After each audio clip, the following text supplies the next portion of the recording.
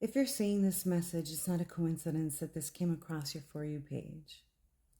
This is a divinely channeled message for you.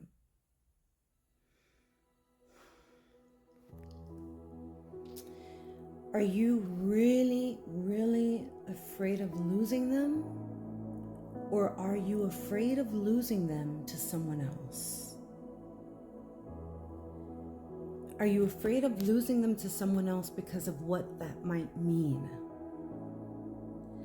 Subconsciously, that might mean for you that you're replaceable, that you're not enough, that your love never really mattered. This is going to sound really, really harsh, really crazy, but this is how crazy the ego is. Do you prefer them passing or moving and you never hear from them again, let's say, or them having a new relationship after you with someone who looks better than you or seems like a great person and you're still around them? Because if that's the case, you're not really afraid of losing them. You're afraid of confirming what you subconsciously suspect to be true, which is that you're not enough. This is a word for somebody, and this is really deep. Really, like, most people are gonna just skip right through this and be like, no, that's not me. It takes a lot of emotional maturity. It takes a lot of wisdom. It takes a lot of spiritual maturity to be able to have the humility to say, maybe, yeah, I can listen to this, and yeah, maybe it's not so much that I'm afraid of losing them, although losing them, seemingly we can't lose anything because everything is a part of us when it comes to non-duality teaching, which is what I teach. But losing seemingly that specialness, right, in our life, that special relationship in our life, it's not so much losing that, because yes, I'll grieve for some time, and I'll miss sharing with them and interacting with them and the love that we shared, but it's not so much that I'm going to suffer by continuing on with my life without them, but more that I'm going to suffer by seeing them really happy with someone else. Like, that sounds really egoic, but it is the ego who is creating this story. So the ego is the one who wants to be special. The ego is the one who wants to feel that it can never be replaced.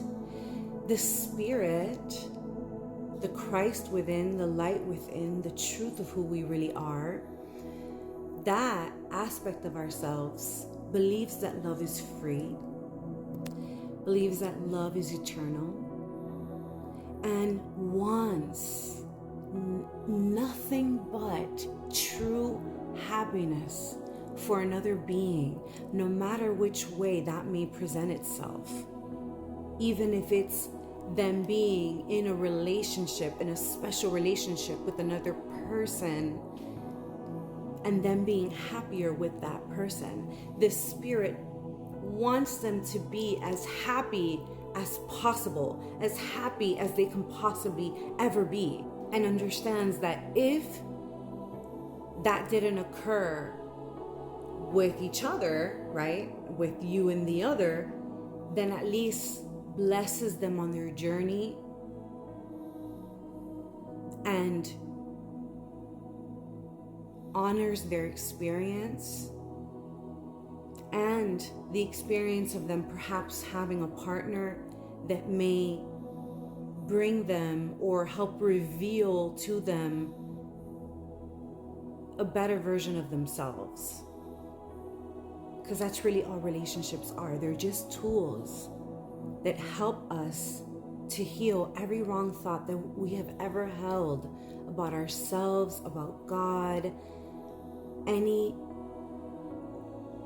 misguided beliefs that came from fear that we still believe to be true. That's what relationships are truly for.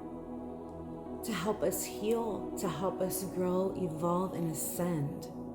And when a relationship is no longer doing that, then it's simply because the lesson is complete.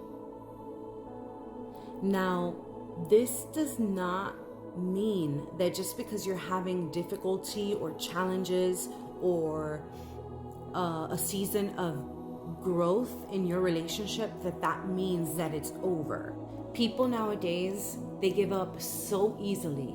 We think everything is replaceable because we live in this very fast culture, right? Where everything could just be replicated and replaced. Like everything we buy is just cheap stuff made from China, right? You don't see many things that like your mom or your grandmother used to keep because they were like fine china. Things are not rare anymore. And so when you find a good person, or when you're with a good person, and what I mean by a good person is someone who is in service to you, someone who wants the best for you, someone who cares for you unconditionally, loves you unconditionally, and will be there for you when things get really hard. That's what I mean by someone who loves you. When you find a good person that you can trust and has this heart of gold, you don't just end things just because things are a little bit rocky for a season, especially if you're married and you have children and you've promised to one another that you're going to be in this when it gets hard. Just because it's hard does not mean that it's time to move on. So that is also a word for somebody. Some of you want to give up when it's time for you to level up in the way that you see love and in the way that you give and receive love. You are being called to come up higher as far as loving someone unconditionally and believing for the best. It is not a season of breakup for some of you. You'll know this part is for you if it resonates with you. But if you are in a relationship that is toxic, as far as like it's abusive in any way, this part is not for you. Like, it's time for a new teacher. Like, you need to move on. If the relationship is heavy and there's mistrust and there's jealousy and there's arguing all the time and there's disrespect, that means it's time for a new teacher. That relationship is complete, and that's why it's feeling so heavy. But if you are in a relationship that is kind and caring and loving, and you both have this understanding of the relationship being a tool for you to evolve together and grow and heal together, and that will have different phases, then this part is for you. And this part is telling you to have faith in your partner, to not walk away so easily, to really invest in them because they're worth it. So take your time with them. Don't just walk away because it's not perfect. Nothing is perfect, and it will never be perfect. So I hope this message blesses you. Share it with someone else who needs it. God bless you.